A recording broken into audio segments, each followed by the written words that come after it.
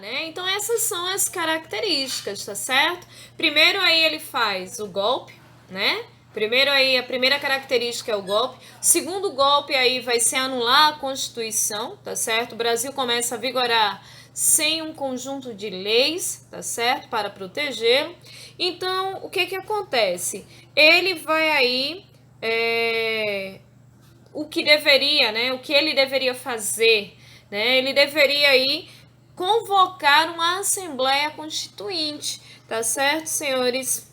Mas ele vai aí fechar o Congresso Nacional. Então veja, ele começa a se impor, ele começa, né, a fechar as barreiras que o impedia de mandar sozinho no Brasil, tá certo? Primeiro ele anula a Constituição, fecha o Congresso Nacional e faz aí surgir os decretos-leis. Então tudo que ele fala acaba se tornando o quê? Lei, tá certo? Então essa parte é uma parte aí bastante autoritária, né? É uma parte que vai configurar bem a palavra ditadura, no caso. Ô louco, meu! Os decretos, né, esses decretos-leis, fez com que o Getúlio Vargas ele começasse a governar aí sozinho, né? Até porque, além dessas medidas, ele ainda teve a atitude, tá, de retirar aí do poder os presidentes de estado, que é a mesma função que os governadores ocupam hoje, tá? Esses presidentes de estado eram a galera que apoiava o governo passado, o governo de São Paulo, né? Então ele sai retirando esse pessoal e vai colocar um pessoal dele chamado de interventores, tá? Esses interventores são pessoas de sua confiança e são justamente aqueles que o apoiou logo no início, né? Aqueles que faziam parte lá do tenentismo, tá certo? Então o Getúlio ele começa a tomar várias medidas provisórias. E eu acredito que você deve estar se questionando no seguinte, né?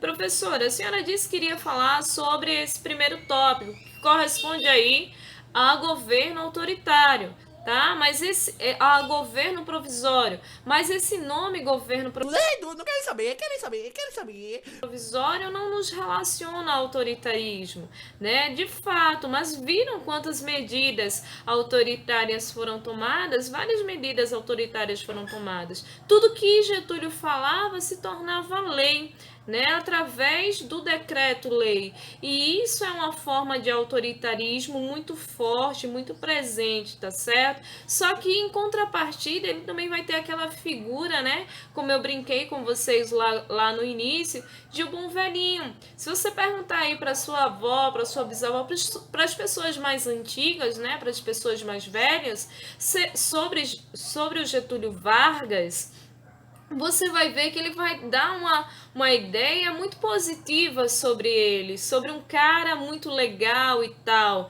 Né? Essa parte autoritária a população não percebeu. Por quê? Porque ele, através das leis trabalhistas, acabou aí conquistando a população.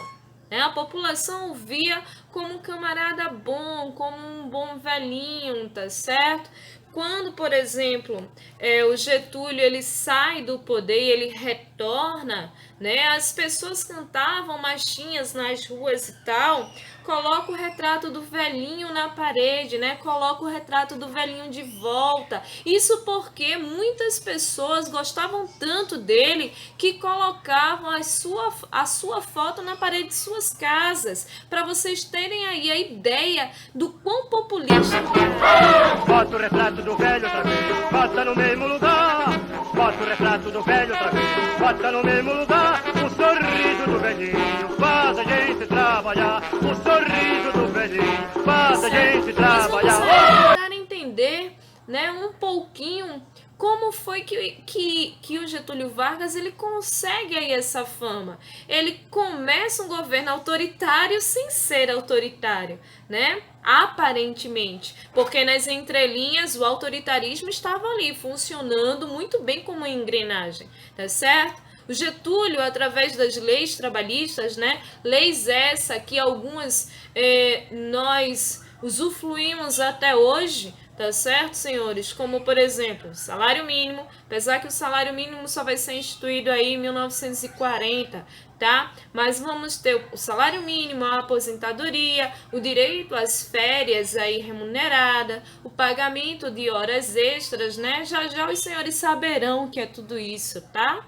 Porque em breve os senhores trabalharão aí como jovens aprendizes e como trabalhador mesmo. Já já tá chegando a vez de vocês. Mas vamos dar continuidade. Então, cara, ele vai se preocupar muito com essa parte. E isso vai ser muito positivo para a população. E a população vai ser grata, né? Grata através de quê? Gostando, né? Dando o apoio da população aí a Getúlio, tá certo? Mas vamos entender o porquê que ele faz tudo isso. Por que ele vai ter essa questão de essa jogada das leis trabalhistas, tá?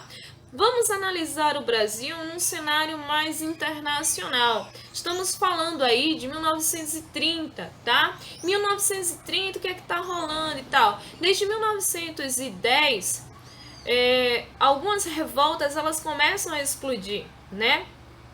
E uma revolta dela foi muito importante lá na Europa, durante a Primeira Guerra Mundial, que foi a Revolução Russa. A Revolução Russa, ela vai ser extremamente importante porque é ela que vai dar aí a base pela briga pelos direitos trabalhistas, tá? A partir dela começa a surgir aí a União Soviética, né, que vai dar embasamento para que os trabalhadores tenham forças sindicais e comecem a reivindicar. Então o mundo começa a ver de forma diferente o trabalhador. O trabalhador deixa de ser aquele cara que apanha, que morre, que não tem direito a absolutamente nada, que trabalha numa semi-escravidão, tá certo? E passa a ter leis, passa a ter direitos. Muitos países conseguiram aí na marra que a sua população pudesse ter direito aí às leis trabalhistas. Então o Getúlio, antes que chegasse, né, esse momento no Brasil, o que foi que ele fez? Ele foi muito assim esperto nesse sentido, porque ele concedeu à população leis trabalhistas, leis trabalhistas que muitos já vinham pedindo, tá, um tempo e tal, mas aí o que ele faz? Ele vai oportunizar a população a ter isso. Então, a partir desse momento, ele tem a população aí em suas mãos, tá certo? Então, vejam, em 1929, o mundo ele vai sofrer um abalo muito forte, que é a crise da Bolsa de Valores de Nova York, tá certo? Nós sabemos aí que na Primeira Guerra Mundial, Estados Unidos entra para vencer, né? Basicamente isso, na verdade, para ganhar as glórias, e acaba aí se tornando o maior exportador para a região da Europa. Então ele acaba, para exportar, ele acaba comprando de vários países, inclusive do próprio Brasil, tá certo? Então, mesmo quando a Bolsa de Valores de 1929 ela quebra, né? Há uma quebra no capitalismo, socialismo, ele permanece forte, os direitos trabalhistas e a população continua ali bem firme. Então, Jarbas ele vai ser muito sarcás nesse sentido. Ele vai manter aí a população nas suas mãos sem que ela precisasse aí se revoltar contra ele, tá? Ele vai ser aí um presidente que basicamente vai agradar a gregos e troianos.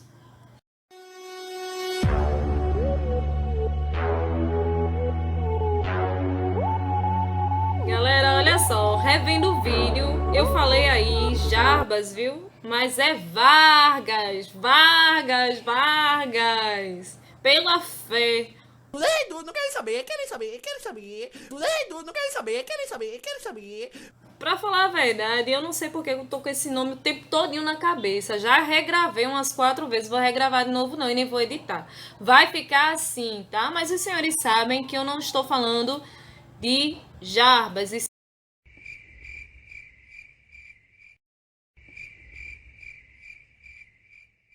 sim de Vargas. Enfim, tá? Vocês entenderam. Senhores, por enquanto, vai ficando por aqui, tá certo? Não vou me estender muito, porque nesse primeiro momento, os vídeos, eles são curtinhos, tá certo? Mas aí nós vamos ter a segunda parte do governo provisório para encerrar e dar início aí à Constituição, tá certo? Ao governo constitucional na era Vargas, tá certo? Um beijão, fiquem com Deus e até mais. Tchau! Ah, acabou. Ah, devia estar no fim do fim, eu acho. Acho que é hora de ir. Ah, eu vou com vocês.